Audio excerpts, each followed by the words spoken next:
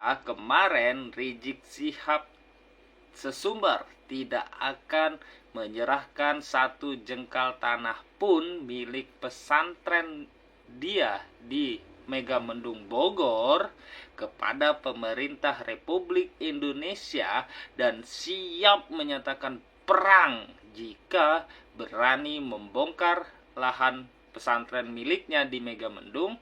Hari ini pihak Rizik Syihab sudah melunak. Mungkin karena ancaman Kang Deddy Mulyadi bahwa akan menyabet akan membongkar semua lahan-lahan ilegal yang berdiri di atas tanah milik negara. Terbaru, pengacara Rizik Syihab melunak dan memberikan syarat kepada pemerintah. Pihak Rizik Syihab bersedia menyerahkan tanah milik pesantren tersebut asal dengan beberapa syarat. Kita simak videonya.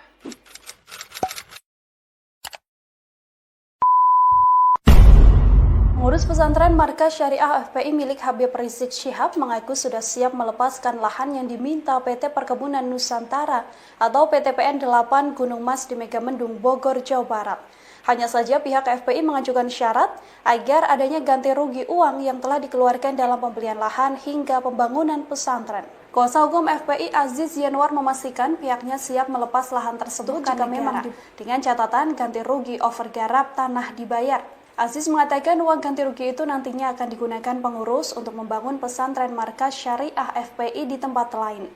Ia juga membantah anggapan bahwa Habib Rizik dan pengurus Yayasan Ponpes Agrokultural Markas Syariah mendirikan pesantren dengan cara merampas. Ia mengaku FPI telah membayar uang pada petani setempat.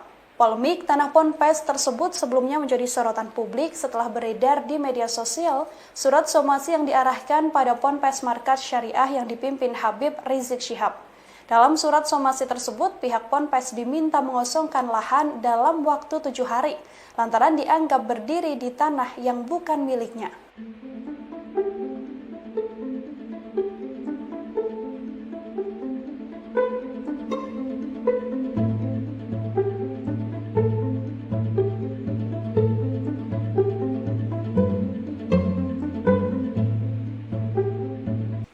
Assalamualaikum warahmatullahi wabarakatuh.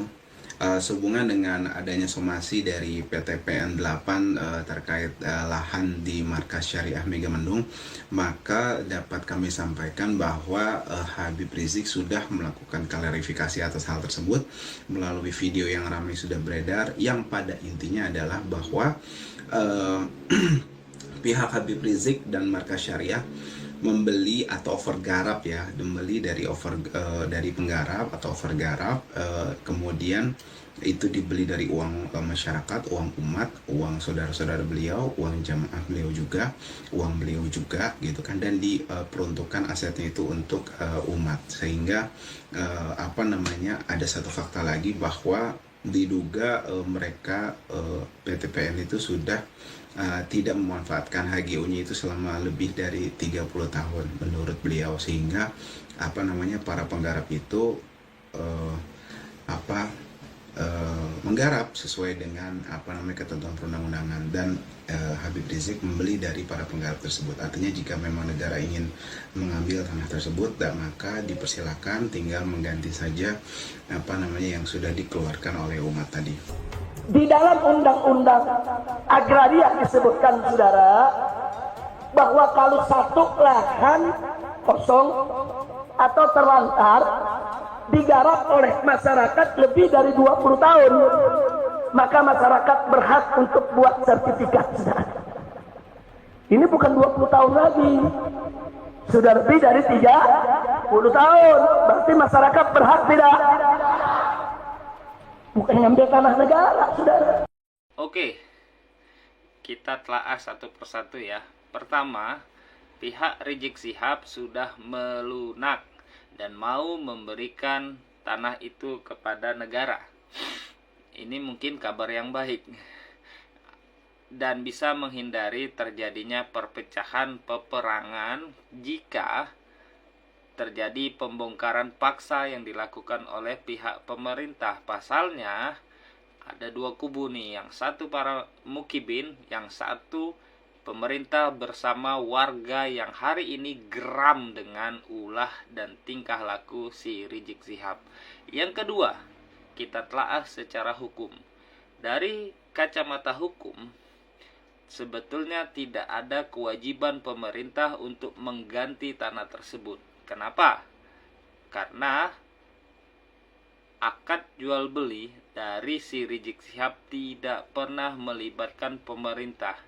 Jika kita telaah pembicaraan dari teman-teman pengacara dari Rizik Syihab, bahwa pihak Rizik Syihab membeli tanah tersebut dari tanah garapan, dari orang penggarap. Orang penggarap ini merupakan orang penyerobot tanah milik negara, utamanya PT PN 8 yang katanya tidak terurus dan terbengkalai.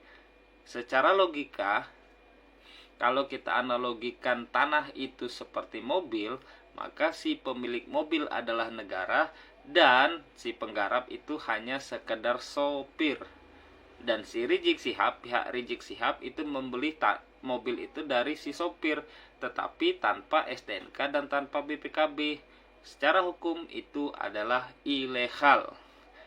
Dan pihak aparat kepolisian berhak menangkap mereka yang menjual dan membeli tanah tersebut. Maka dua kajian ini sudah menjawab tidak boleh pemerintah kalah dari Rizik Syihab. Kalau mau bongkar, bongkar saja, dan tidak ada 1 rupiah pun harus diganti rugi lahannya.